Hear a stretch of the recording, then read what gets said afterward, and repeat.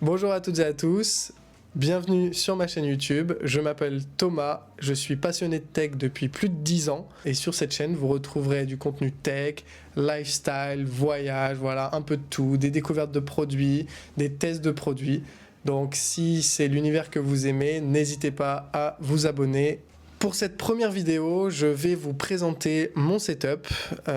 Comme je vous l'ai dit, ça fait plus de 10 ans que je suis passionné de tech, ça fait plus de 10 ans que je fais des setups, que j'essaye d'améliorer le plus possible chaque élément de ce setup.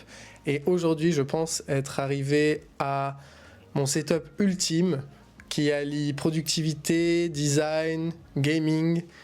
Donc pour commencer, je vais vous présenter mon bureau. C'est un bureau FlexiSpot. Au départ, j'avais acheté les pieds et le plateau ensemble, mais au final, j'ai décidé de changer le plateau et j'ai gardé les pieds. Donc c'est un bureau assis debout. FlexiSpot, ils sont très connus et c'est une marque très bien pour ce genre de bureau. J'en suis vraiment très content. Il m'a pas coûté très cher. Je vous donnerai pas forcément les références exactes, mais vous inquiétez pas, vous trouverez tous les liens dans la description. J'ai changé le plateau pour un plateau fait sur mesure en bois chez Leroy Merlin. C'est vraiment les dimensions idéales. J'ai un peu tout testé. J'ai testé des bureaux assez profonds, peu profonds, etc. Et là, je me suis vraiment arrêté sur les dimensions les mieux selon moi. Donc, il fait 150 cm de large par 70 cm de profondeur, ce qui est vraiment parfait pour avoir de la profondeur quand on joue, etc., pouvoir poser les coudes sur le bureau et pouvoir mettre un ordinateur assez grand, portable. C'est très confortable. Sous cette planche de bureau, j'y ai installé une gouttière à câble Ikea qui pareil me suit depuis le début que je fais des setups, qui est vraiment très pratique pour venir y cacher les prises multiples, les câbles, pour éviter que ça traîne par terre. Surtout voilà, avec un bureau assis debout, c'est un peu un must-have. Pour ce qui est de la chaise, j'ai trouvé ce modèle sur internet. Voilà, je voulais un modèle un peu design, assez confort, qui se marie bien avec le reste de l'appartement. Et j'en suis très content. Elle est très confortable. C'est pas une chaise de bureau ergonomique ou quoi, mais bon, j'en ai testé plein. Et franchement, je suis vraiment pas déçu. Elle est vraiment super. Et après plusieurs heures, elle fait pas mal au dos, pas mal au cul. Non, je peux pas dire ça. Passons à la partie supérieure du bureau. Donc, pour commencer, je vais vous parler de la pièce maîtresse de ce bureau, qui est mon écran. C'est un écran de la marque Lenovo. C'est un 34 pouces qui est en 2K, qui peut monter jusqu'à 180 Hz. C'est vraiment un écran parfait, qui est très bon, que ce soit pour du gaming ou de la bureautique. J'en suis vraiment très content. Le 34 pouces, ça change la vie. L'immersion en jeu est vraiment différente. Je l'ai mis sur un bras d'écran que j'ai trouvé sur Amazon à une 50aine d'euros. Bon, ça fait le taf, c'est pas le meilleur bras d'écran, ça bouge un petit peu du fait que l'écran est très lourd et voilà, plutôt imposant, mais si on ne le touche pas, ça va, ça fait le taf. Et sous ce grand écran, je pense que vous avez pu l'apercevoir, j'ai un plus petit écran. C'est un écran Corsair qui est sorti en 2025, fin 2025, et que j'ai acheté quasiment à la sortie. C'est mon coup de cœur de ce setup, franchement, parce que j'ai toujours été habitué au double écran, voire au triple écran. Et donc c'était pour moi un essentiel d'avoir un double écran, mais je ne voulais pas avoir un 24 pouces, 27 pouces à droite ou à gauche du 34. Ça aurait fait un peu gros et un peu lourd dans l'appartement. Donc j'ai trouvé cet écran sur le site de Corsair qui vraiment est super. Moi, je m'en sers de deuxième écran, mais il y a aussi des fonctions grâce à l'application Corsair pour y mettre des widgets avec des températures, etc. Moi, j'avoue que je me sers pas trop de cette partie-là. Je me sers plus de la fonction double écran. Après, c'est sûr que au niveau du prix de cet écran, c'est un peu le point noir. C'est qu'il coûte quand même 260 euros. C'est un petit budget, surtout pour un écran si petit. Mais franchement, moi, dans mon utilisation et dans mon setup, c'est vraiment l'écran parfait. Et donc ce petit écran, je viens le cacher sous une petite étagère que j'ai fait sur mesure chez Leroy Merlin avec des équerres et des morceaux de bois. Ça me permet de le cacher quand je ne l'utilise pas. Et voilà. Maintenant, pour ce qui est des périphériques, Donc au niveau clavier-souris, je suis chez Logitech. J'ai toujours été chez Logitech, j'adore leurs produits. Au niveau du clavier, j'utilise le G515 TKL. Voilà, c'est la version un peu plus light du G915 que j'ai eu aussi et qu'au final j'ai changé pour ce G515 parce que je le trouve vraiment bien. Il a toutes les fonctionnalités qu'il faut. Je l'ai pris avec des switches linéaires rouges que j'adore, qui font pas trop de bruit. C'est vraiment très agréable et quand on est habitué au TKL et au low profile, c'est vraiment le clavier parfait. À côté de ça, j'ai deux souris, une souris gamer, la Logitech G502 Lightspeed.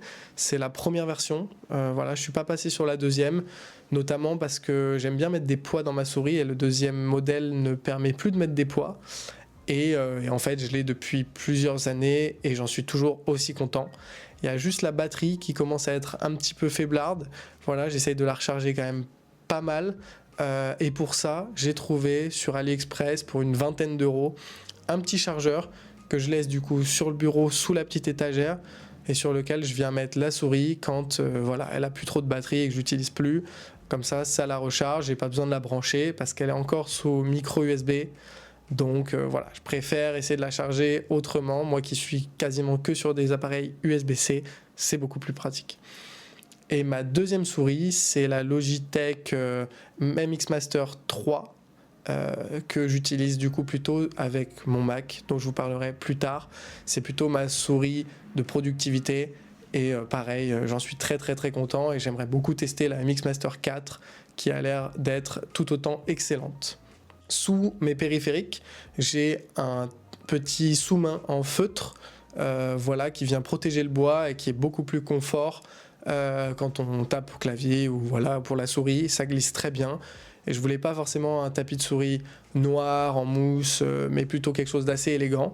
J'ai testé le cuir, mais pour moi ça glissait pas assez. Et quand on joue notamment à des FPS, on a envie que ça glisse. Donc le sous-main en feutre est très bien. Pour ce qui est du casque audio, je suis chez SteelSeries. J'ai le Arctic Wireless Pro. Désolé si la référence n'est pas exacte. Pareil, j'en suis extrêmement content, il est très confortable, il a un très bon son, que ce soit au niveau du micro ou du casque. Il est fourni avec cette petite table de mixage, carte son, qui permet de modifier le son, régler les paramètres d'entrée, parce que ce qui est bien avec ce casque, c'est qu'on peut le brancher à deux appareils en même temps et switcher entre les deux appareils grâce à cette carte son. On les branche en USB-C, donc voilà, c'est très très très pratique. Mais la chose qui vraiment me fait aimer ce casque plus que les autres, c'est le fait qu'il y a deux batteries fournies avec. En fait, on met une batterie dans le casque, évidemment, pour l'utiliser. Et pendant ce temps, on met la deuxième batterie dans la table de mixage, la carte son, pour qu'elle charge. Et quand on n'a plus de batterie dans le casque, on vient juste échanger les deux batteries et on peut continuer à jouer. Donc en fait, on ne tombe jamais en rate de batterie. Donc c'est vraiment très pratique. Le casque, quand je ne l'utilise pas, je l'installe sur un petit support de casque vissé à la planche de bureau qui a été fourni par FlexiSpot. Sur la gauche du bureau, j'ai installé une lampe qui est une lampe Ikea en collaboration avec Sonos. C'est la Symfonisk, deuxième génération. J'adore cette lampe, elle est vraiment très jolie et en plus, elle a un super son. Elle se connecte évidemment dans l'écosystème Sonos, qui peut être très pratique si vous avez d'autres enceintes Sonos dans votre appartement. Pour ma part, j'en ai d'autres, et donc quand je veux faire un son global dans l'appartement, c'est vraiment magique. Ensuite, à côté, j'ai mis une prise multiple que j'ai aussi trouvée chez Ikea, qui me permet de venir brancher rapidement des chargeurs, des ordinateurs, ou bien simplement des appareils en USB-C, parce qu'elle délivre du 45 watts. Ensuite, à droite, j'ai mon mug connecté Humber, qui me permet, quand j'ai des longues sessions de travail, de gaming, de garder mon café au chaud. C'est super intuitif, on a une application, on choisit la température et hop, ça la garde à la bonne température. Et pareil, ça c'est un objet, quand on l'a essayé, on ne peut plus s'en passer. Maintenant qu'on a parlé du bureau, de tout ce qu'il y a dessus, on va enfin passer au plus intéressant, c'est ce qui fait tourner tous ces appareils. Donc je vais commencer par vous parler de ma tour, qui est une tour plutôt tournée gaming, que j'ai montée récemment, il y a 2-3 mois environ. J'en suis vraiment amoureux. Comme je vous ai dit depuis le début, ça fait plus de 10 ans que je fais des setups, et le moi d'il y a 10 ans aurait rêvé d'avoir cette configuration. Elle embarque un Ryzen 7 9800X 3D, qui est le processeur, le meilleur processeur pour le gaming aujourd'hui sur le marché. Elle embarque également une carte graphique, une 9070 XT de chez AMD également. Donc je suis un setup full AMD avec 32 Go de RAM, un SSD de 2 Tera. Donc voilà, ça fait vraiment tout tourner au max. Tout ça dans un format mini ITX. Donc j'ai le boîtier très connu mini ITX, le Cooler Master NR200P. J'ai la version 2 avec la carte graphique à la verticale. Pareil, ça me permet d'avoir un petit form factor dans un petit appartement et surtout qui se fond dans le bureau. Je l'ai mis sur une petite étagère Ikea Omar. En fait, ce qui me permet de venir le surélever du sol et d'avoir un airflow parfait parce que du coup, l'air rentre bien par le bas et sort bien par le haut. Et le deuxième ordinateur que j'utilise au quotidien, c'est mon MacBook Pro 16 pouces, qui est un M4 Pro. Que j'utilise pour travailler, pour monter mes vidéos et pour retoucher des photos, etc. C'est vraiment pareil, le top du top. Ça fait tout tourner, c'est très silencieux, c'est très rapide, il n'y a aucune latence. Le montage et le rendu des vidéos se fait vraiment très rapidement. Et je pensais au départ que le 16 pouces serait trop grand pour moi, mais au final, quand on l'a essayé, eh ben, on ne peut plus s'en passer. L'écran est magnifique, ce qui permet vraiment d'avoir un bon rendu derrière des images qu'on retouche ou qu'on monte. Et pour finir, ce qui m'a aidé à filmer cette vidéo, donc évidemment j'ai les DJI Mini, Mic Mini, qui sont les micros que j'utilise. Et pour filmer, j'utilise un Fujifilm, c'est la caméra que j'ai achetée l'année dernière, le Fujifilm X-E5, couplé à un objectif Sigma. C'est un appareil photo qu'à la base j'avais acheté pour faire de la photo, mais en fait qui est très très très polyvalent, qui peut filmer en 4K 60 fps facilement, il y a un capteur 40 millions de pixels, ce qui fait qu'on a une image magnifique, surtout quand on prend des photos. Mais voilà, il me sert aussi à filmer. Et mon iPhone 17 Pro Max qui me sert également à filmer les plans plus serrés sur les objets. Voilà, j'espère que mon setup vous aura plu. En tout cas, moi, c'était un plaisir de vous le présenter. J'espère qu'il vous donnera aussi des idées pour vos setups. N'hésitez pas à dire en commentaire ce que vous en avez pensé, ce que je pourrais améliorer. Et n'hésitez pas à vous abonner pour suivre mes prochaines vidéos. C'était Thomas, merci beaucoup. Ciao.